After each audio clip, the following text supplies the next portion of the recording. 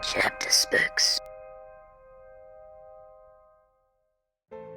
G'day, and welcome to Chapter Spooks, where we talk about the books that keep your kids up at night. And today, I'm in a bad mood. I'm in a bad mood because I just had to read what is, in my opinion, the worst book in the Bonechillers series. I hated this book, and that's pretty impressive considering the fact that, yeah, I know I'm an adult. I usually enjoy reading these books because you can analyze it from this perspective, look at how it's trying to teach kids, you can look at the cultural ramifications, but the thing is that this book, in my opinion, gets everything wrong. And as I've said in the past, you're allowed to get stuff wrong. Everything in the book doesn't have to be correct. But the one thing that books have to do, they have to be fun. They have to be entertaining. This book just isn't that. So, whilst arguably it's not the worst plot in the series, it's definitely the worst story. The worst written. Even the idea isn't that bad. I mean, it's giant ants. And that's something that these books like to do. You'll notice in Chapter Spooks books, with the B-movie throwback, sometimes it's not the title that they try to parody, sometimes it's more the general plot idea, Attack of the 50-foot whatever. And this is an example of that kind of Attack of the Giant Thing story, in this case, ants. Just like the movie Them. I haven't seen the film, but I looked it up out of curiosity, and apparently it's very good considering that it's, old school black and white film. One of the first appearances of Leonard Nimoy has an interesting plot where they split the action and the intrigue by literally having two main male protagonists. One who has a romance subplot and deals with the trying to keep the existence of these giant ants a secret, whereas on the other side you have the guy actually facing them trying to destroy their nest. I mean, this book doesn't take that. It really just takes the idea of there being giant ants. I mean, you could argue that there's two main male characters, although whilst they have Alex there through most of the story, they really do him dirty, because not only do they say that he's chubby, but he's scared the entire time. He basically has to be dragged through the plot. But I'm getting ahead of myself, so to explain why I hated this book so much, let's just get into the summary. So, this is Bonechillers number 9, Attack of the Killer Ants. So we begin our story being introduced to Ryan and Alex. This is a thing Betsy does sometimes where you get like two main characters, but one is the point of view character. So we have Ryan and Alex, but of course, Alex is a little bit chubby, and because we can't let fat people be protagonists of our book, now it means that Ryan is the main point of view character. Honestly, Alex is done pretty dirty throughout this whole book. Whenever Ryan gets up to do something so that they can escape, Alex is always crying and whinging like, oh, I don't know, I'm still scared. And Ryan has to like grab him and drag him through. It's really annoying to read. Anyway, I'm getting ahead of myself. So, Ryan and Alex are at a school picnic to celebrate the end of year, which isn't a thing, but whatever. And Ryan is really upset because his brother Raymond, who's a bit of a brainiac, bit of a nerd, really likes bugs. He's just sitting watching some ants in a trail at the picnic. And both because he wants to torment his brother, and also because some other kid notices it and sort of picks on Ryan like, hey, look, Ryan's weird brother is playing with bugs. Ryan then goes ahead and starts torturing insects. And when I say torturing, like, just for fun, he picks one up and puts it in his mouth just to annoy his brother, and when his brother says spit it out, he just spits it on the ground. He picks up another bug and plucks all of its legs off and drops it on the ground. He digs a little puddle, pours some soda in, and puts several ants in so that they drown. As when his brother starts crying because he's acting like an absolute maniac, he then stomps on the sandwich that he left on the ground, which is swarming with ants, squishing and killing several more ants. So he's acting like an absolute maniac. So, reason I hate this book, number 1. Horrible protagonist. Now, I have said in the past, you can have a bad protagonist, and that's true, but the issue is that this is not something I can understand. I don't understand why he's doing this. He's literally torturing and killing animals to annoy his brother? Why? And then the scene continues, and Raymond is like bawling because he just watched his brother mutilate several ants, and even the bully who came there to make fun of Raymond walks away in disgust. Like, this is not cool. But then Raymond says, oh, this really annoys me. Raymond says, you shouldn't kill ants because they're just like us. They work together, they share their food, they even bury their dead. Okay, quick side note because we need to talk about this. I understand the basic idea here is saying that ants aren't as simple as you think. We should care about them because they're not just some useless bug. But the problem with saying that we should care about something because it's like us has the obvious correlated inverse statement that we shouldn't care about something because it's not like us. I'm sure that wasn't the intent, but when you're trying to teach kids a moral lesson, you really need to pick your words carefully. But secondly, and more importantly, ants are not like us. Ants are a fascinating organism. I did a little bit of research after reading this book just to learn more about ant facts because they're fascinating. Do you know that some biologists don't consider ants like a regular organism but prefer to look at an ant colony as a superorganism made up of smaller organisms? So when an ant shares food with another ant, it's less like neighbors sharing food that they've both grown, and it's more like blood sharing oxygen to different organs in your body. And when they bury their dead outside of the nest, it's less like a ritual that we do because we're grieving, and more like a body that's evacuating waste. And whilst that is just one perspective, the point is that when you hurt a single ant, you're actually hurting the entire colony, and it needs to then heal from that damage. So Ryan isn't listening to Raymond, and so Raymond decides to run off, and he says he's going to go home and tell their parents what he did. And Ryan is actually really scared at this, not because he's ashamed at having tortured and killed several innocent creatures, but rather because he got a D on his report card and he's worried that Raymond is going to blab on him. So they lose Raymond, but they know he must have gone running into the woods because apparently that's where he likes to go. Which doesn't make sense because they also mention that some kids go missing in the woods. They don't explain it very well. One could theorize that because Raymond has like an ant farm, maybe that's where he gets ants. But the book doesn't support this. This is just me reading into it.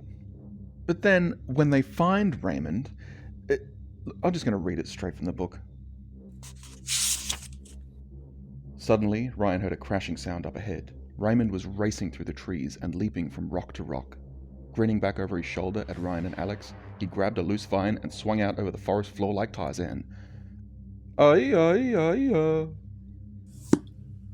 Less than a minute ago, this kid was crying and running away from his brother in either fear or disgust, and now he's swinging around like Tarzan, enjoying himself? Reason I hate this book, number 2. Inconsistent character and plot. This is mostly character, but we'll get to the inconsistent plot, don't you worry. Because after this, Ryan and Alex try to chase Raymond, but apparently he's quite nippy, so they lose him in the forest. Then they hear leaves crunching behind them, and they think it's Raymond, but it turns out it's not Raymond, it's some giant ants. No, you haven't missed a scene. That's how they introduce the ants. Suddenly, ants. And when I say giant ants, these are about the same height as the boys, so not as big as they can get in some of those B movies, but that's still pretty big, that's still pretty scary. Well, it would be, except I'm completely taken out of the moment, because as soon as the ants appear, they then grab the boys with their tentacles. That's right, tentacles. They grab the boys with their tentacles. The whole book, it consistently describes the ants as having tentacles. I'm not making this up. I'll show you. Page 19. It was a giant ant. Behind him, he heard Alex scream. At the same instant, he felt rope-like tentacles wrap around him and lift him slowly into the air. Page 25. Suddenly, he caught a glimpse out of the corner of his eye of a whip-like arm shooting out from behind him. Page 31. As Ryan stopped to catch his breath, he felt something hard and rope-like wrap around his right leg. This continues on page 32. Another tentacle twined around his left arm, and a third one belted itself around his middle. Page 41. The ant wrapped one steely tentacle around Ryan's arm and one around Alex's and began dragging them out into the tunnel. Page 55. He grabbed its leg, trying to tear it away from Alex, but it was coiled around his friend like a steel whip. Page 116. The insect's feelers were slicing the air, and their rope-like legs were grabbing for the boys. I don't understand, in the first place, how you mix up an ant and an octopus. But what's even worse is the only reason these seem to be in the book is because Betsy Haynes uses them every time the ants pick up the boys in the several scenes later in the book when they pick them up. But do you know how ants pick stuff up in real life? With their mouth, their mandibles, the same thing they use to crush and eat food. This is a horror story. Why would you avoid that? Reason I hate this book, number 3. Bad science that makes the story worse. But okay, so the ants pick them up and it takes them to a giant anthill. Well, I say giant, it's apparently only like 2 stories tall.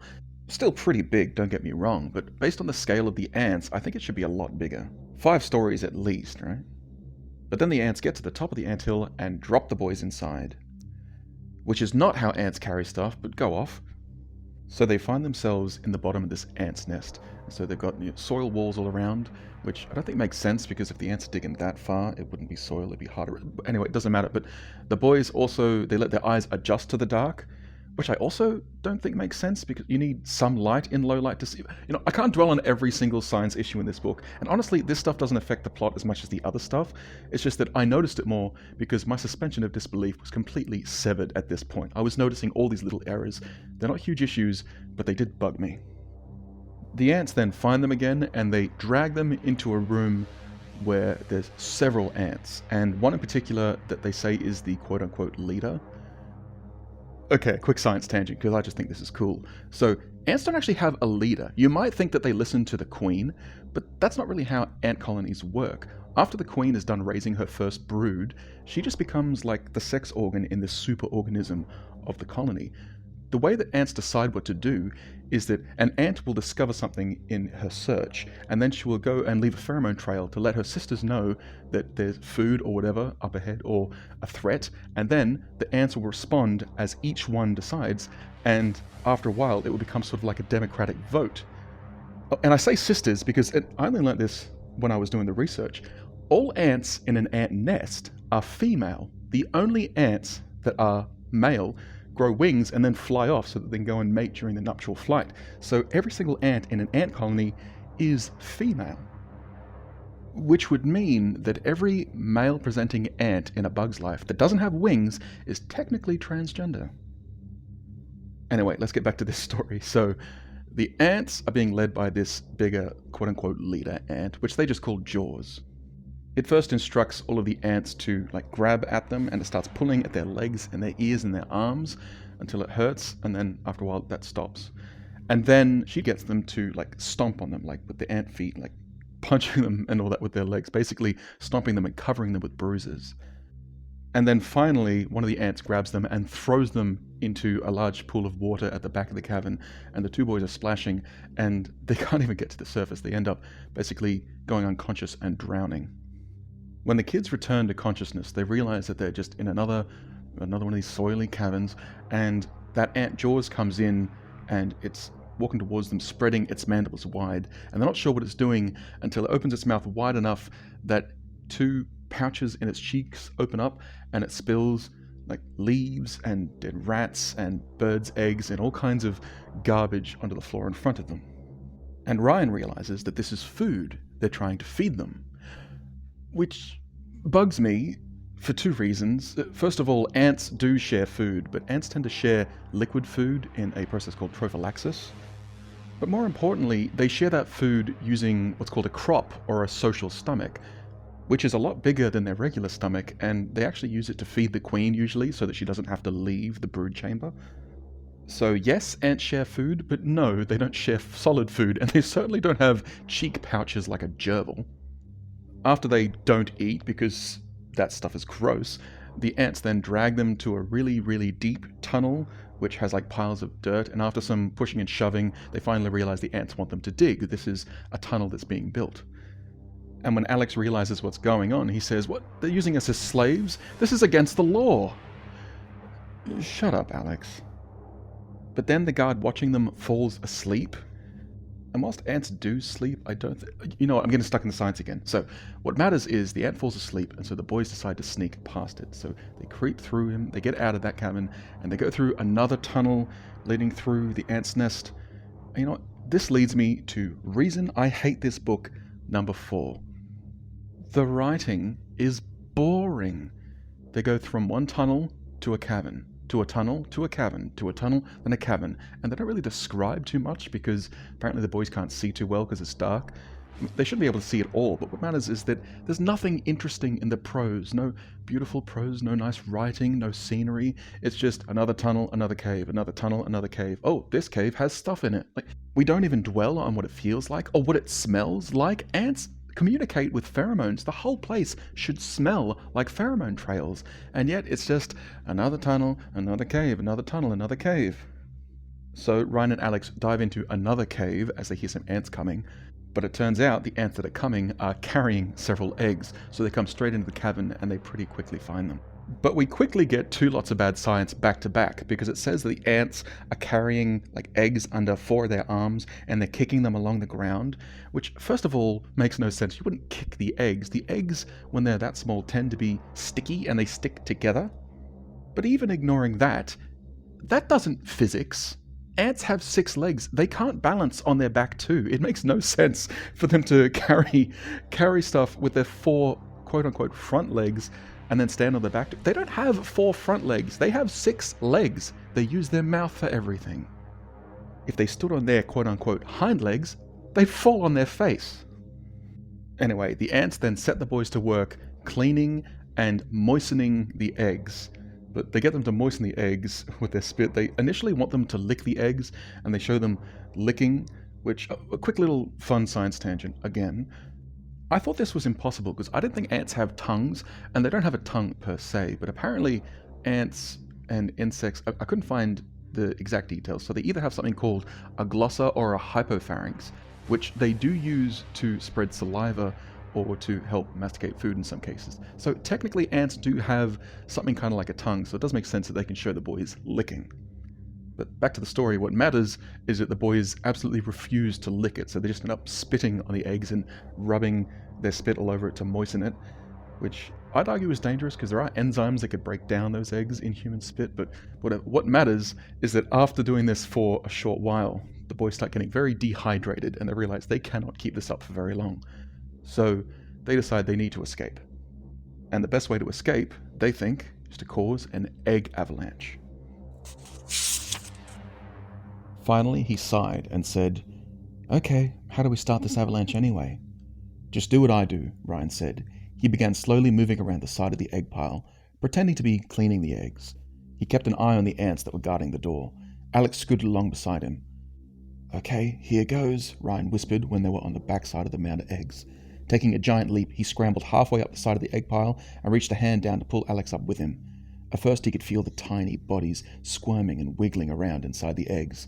He pushed and shoved the eggs with his feet, and the whole pile started trembling. Some of the eggs started to roll off the pile. Above him, the eggs on the top were bouncing up and down. He teetered and swayed, throwing his weight against the mound of larvae, trying to get them to topple down. "Come on, Alex, this thing's going to go any second," he yelled, fighting to keep his balance as the movement grew. An instant later, Alex was beside him. "Whoa!" Alex shouted as the mountain of eggs heaved and shuddered like a volcano about to blow.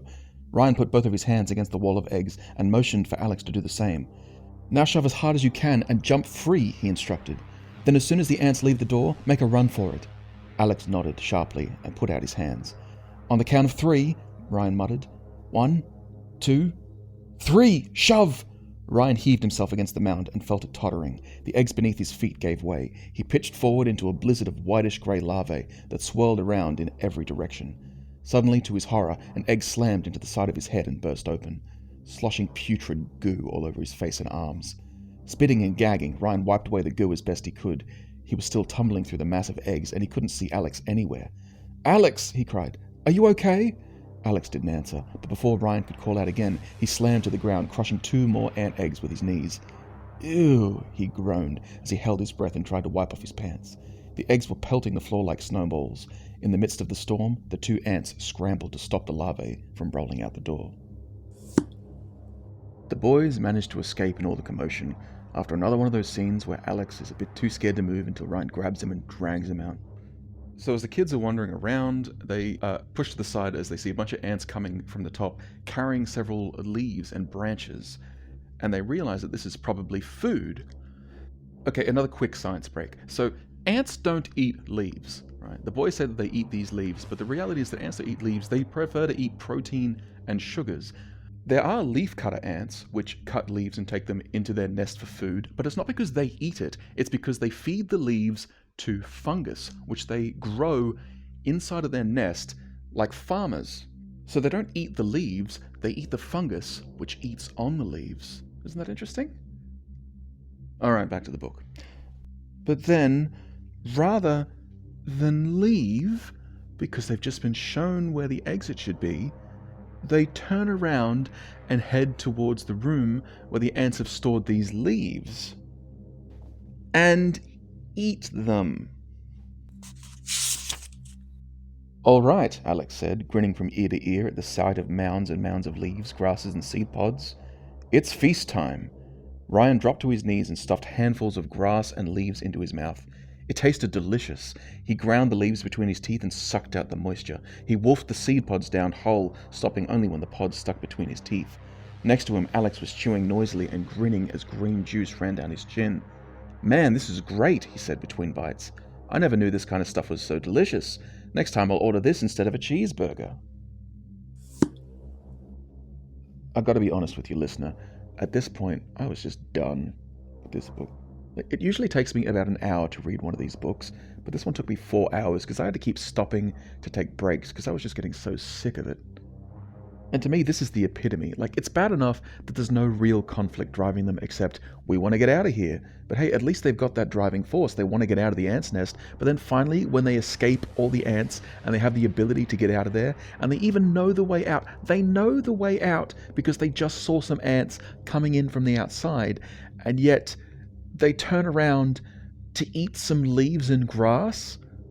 Was this book written by a plymouth? This is not how humans act.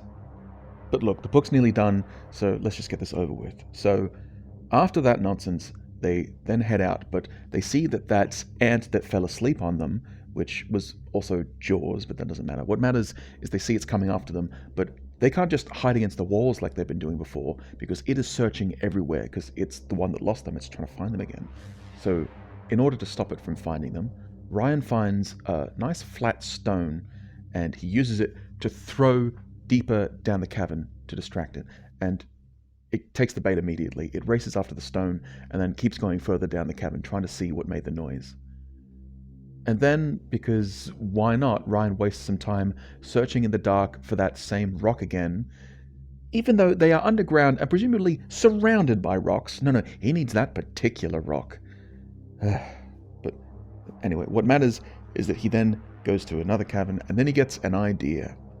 He realizes that the rock that he's kept is kind of sharp, and so he finds some roots on the side of one of these caves, pulls it out, and then he uses it with the rock to fashion a makeshift stone hatchet. Why? Well, it's because Ryan has a new plan. Before they escape, they need to kill the queen. No, you know what? We'll talk about that at the end. So the boys decide they're going to go kill the queen. So they go climbing through the many, many tunnels of this ant place, heading upwards, because apparently the queen tends to be in a brood nest that's near the top of the anthill. They say that they learned this from Raymond's own personal anthill. I don't know if that's true. I always thought that the queen would want to be down low so that they were far away from the top and away from danger.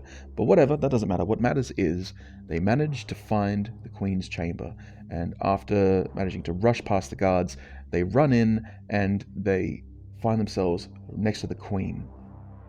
I know I keep dwelling on the bad science, but they also mentioned that the queen is squishy and full of eggs like a water balloon, which is not how queen ants work. They have a hard exoskeleton like every other ant. But anyway, they're right up next to the queen, and Ryan's there with his hatchet, and Alex is there with his spear, which he also made, but I didn't mention because who cares. And they're about to kill the queen, but then Ryan says, "Wait, no, we can't kill the queen." And I thought, thank goodness, finally. So this is the moral that they're leading up to. You're not supposed to kill ants. But then he says, we can't kill her because that's the only thing stopping the other ants from killing us. We need to take her as a hostage. So they then leave the chamber and take a few steps, apparently, to the exit where they can see light.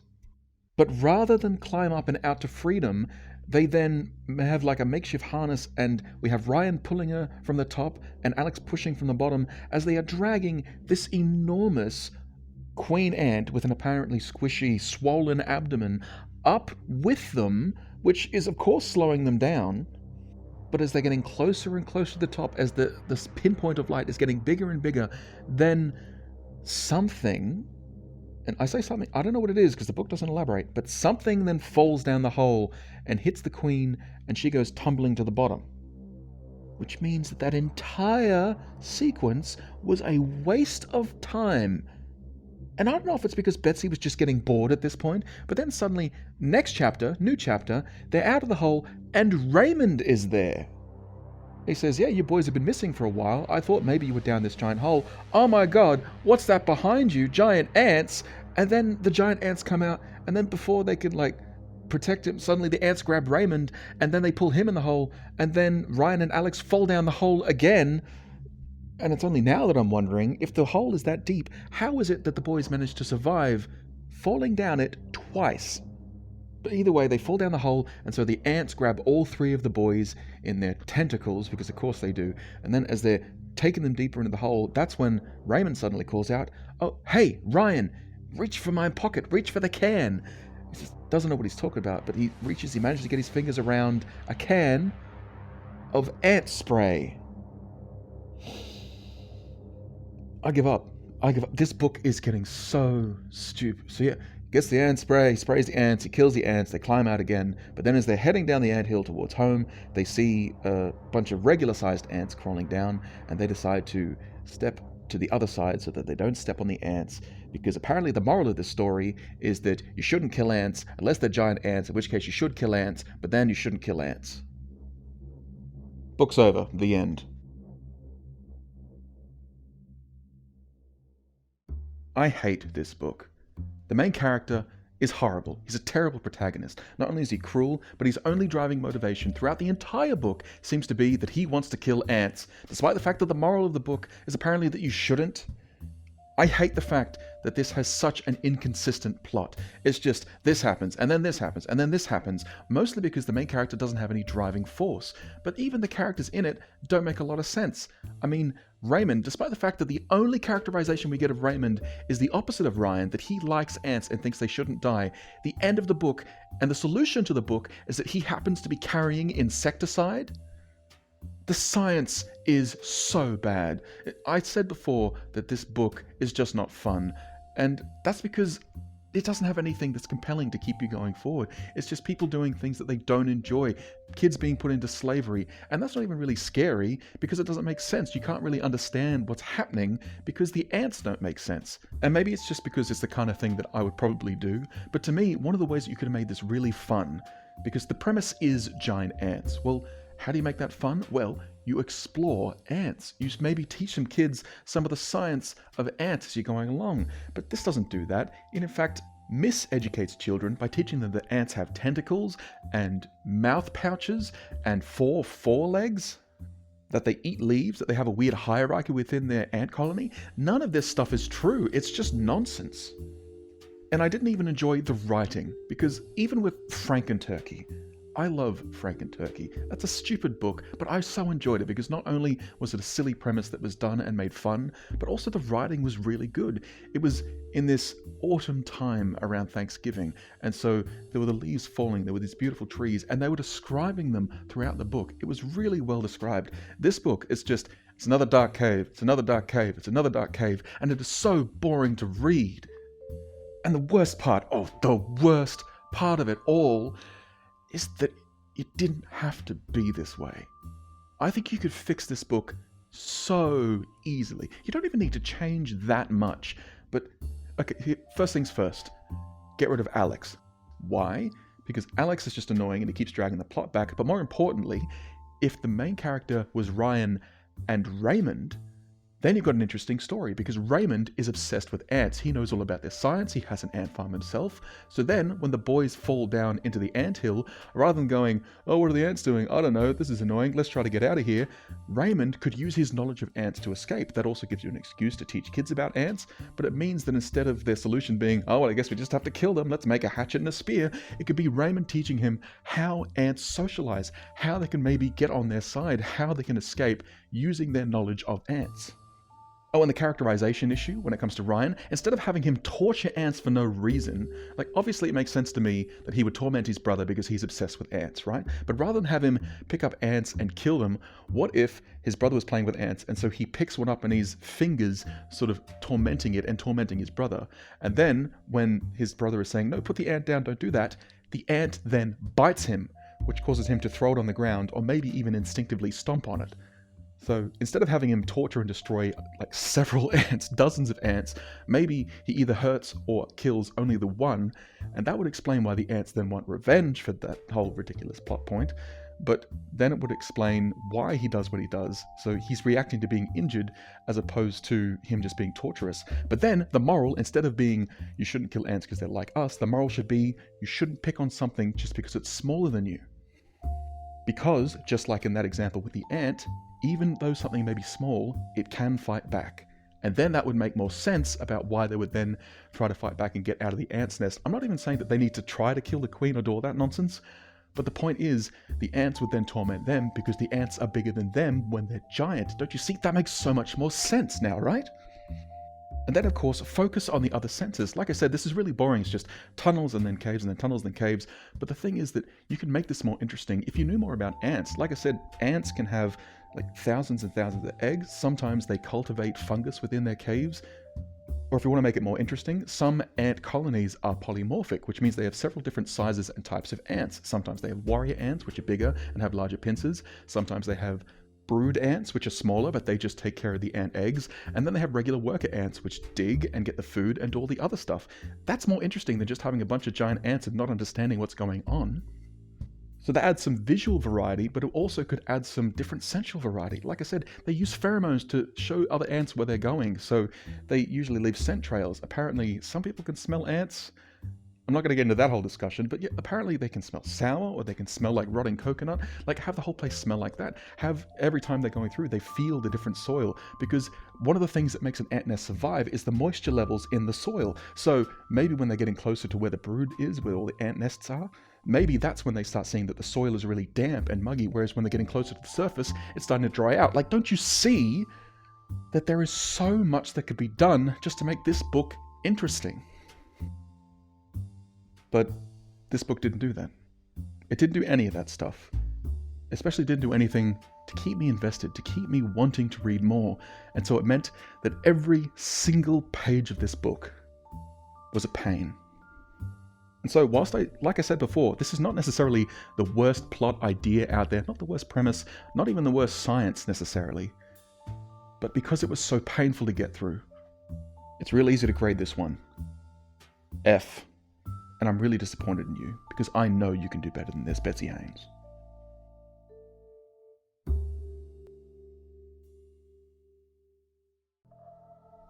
But you know, I can't leave it there. That's such a downer note. No, so before you leave, I want to leave you with 2 things we can learn from this book. And to me, the first one is obvious.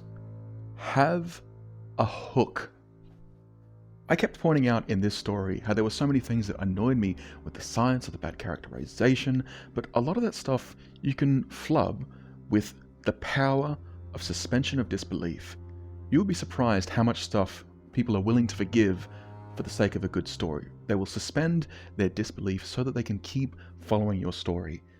And one of the ways that you do that is with a good, compelling hook. Now, hooks come in all sorts of different types and flavors. Of course, there's story hooks, there's character hooks, there's plot hooks. You know, I can even use the Bonechillers books I've already read as examples. So, I'd argue Little Pet Shop of Horrors and Strange Brew, they both have good story hooks. They're all about an interesting question. What would it be like to be a dog? What would it be like if you could use magic? Like, those are interesting story hooks. They can keep people going. They want to see what happens when someone has these powers, when someone's in that situation. And I'd argue that both Back to School and Teacher Creature, they're both really character hooks, because they're all about that villain, this character who's got this weird association with bugs. They're doing something, but we're not sure what she's getting up to. What is that? Or this creature is clearly not quite human. He's some sort of a frog, but he's a monster, but he's acting like a teacher. What is he doing? Why is he doing this? Like, these are compelling. We want to see why these characters are doing what they're doing. Now, yes, usually character hooks are more about just a character that's interesting. So maybe they have a strange point of view, maybe they're quite funny, maybe they're quite sinister, and we're wondering what kind of a conniving thing they'll get up to. But that's what a character hook is. It's a character that compels you to keep reading. And then I'd argue that stories like Welcome to Alien Inn and Beware the Shopping Mall, they're more plot hooks. It's not so much the idea of the story as the actual things that happen in the plot. You are trapped in this place and you need to find a way to escape. How do you get away from a mole that's trying to keep you trapped inside? How do you get away from aliens that have you caught in a force field? These are interesting puzzles that we want to see how they get resolved. There are also some other kinds of hooks. I don't know if there's a term like emotional hook. Like some stories are built on catharsis, a lot of wish fulfillment, a lot of superhero stories and stuff like that. What's compelling is the way that the story makes you feel. And there's probably more that I can't even think of, but the point is, the reason why you need to ensure that you've got some hook, some compelling thing that gets people reading, is because a good hook can be the support upon which the disbelief is suspended. And you've got to give back. Your readers have to put in a little bit of effort to suspend this disbelief. And so in order to maintain that, you've got to pay it forward. You've got to make sure that if you're asking them to believe in outlandish things, in monsters, in ghosts, in magic, you have to make them want to believe. That's what a hook does. But my second bit of advice, I feel like I kind of need to give this because I keep hammering how much I hate when these books get the science wrong.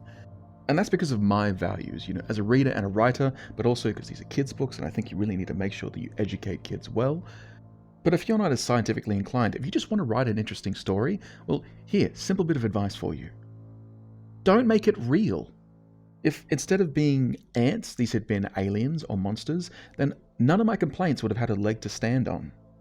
Or, hey, if you still wanted to use ants, if you saw them and thought that was an interesting movie because they had giant ants and you wanted to recreate that, well then you could still have them be ants, but throw in that little spice of unreality so that we know that it's not supposed to be fact, that's just fictional. So in that story, in the original Them movie, it was radiation. They mutated to grow big. And that explains why they weren't acting exactly like regular ants would. They were more aggressive than regular ants, because of the mutation, because they were unnaturally large. Or heck, you could throw in magic or some other explanation. Maybe some spell made them turn large. Maybe they've been turned into monsters. You don't need to make everything scientifically accurate and realistic. But when it comes to writing, I just have one basic rule, and that is that you need to be honest. And that doesn't mean everything has to be true. It just means that everything needs to make sure it's not trying to mislead you. When you present something like this, and ants acting in a certain way that kids don't understand, well then a lot of them might just assume that that's how ants are in the real world. But if you did the same thing with aliens, obviously they wouldn't believe that because, well, they're aliens. This is obviously something the writer made up. And you just need to make sure that kids can tell that, or that the reader can tell that in your story. You know what? If the ants could talk, I would have ignored a lot of that stuff as well, because as soon as you make the ants talk, that's unrealistic enough that I'll think, okay, well, I guess this is just something that talking ants can do. Well, heck, if you don't even want to do any of that, if you just want to have something happen that doesn't seem too realistic, but you're not sure if that's what's scientifically accurate, then hang a lampshade on it. Have one of the other characters comment on how unrealistic that is. Is that lazy? Maybe a little bit, but the important thing is that you're not misleading your reader. You're making it very obvious that what you're saying is not something that they necessarily should believe. It's not always necessary, but I think when it comes to kids' books, it really is. You need to be careful with what you tell children because their brain is a sponge, and you'd be surprised what you are teaching them even when you're not trying to. Anyway, that's all for that one. So next week, you should look forward to something that should be a lot more uplifting. It is a little bit gross from memory, but from what I remember, even though it's a little bit silly, it's nowhere near as painful as that last one. So we should look forward to the next book in the series, Slime Time. But hey, if you thought that was scary, just wait to see what I've got in store for you next time.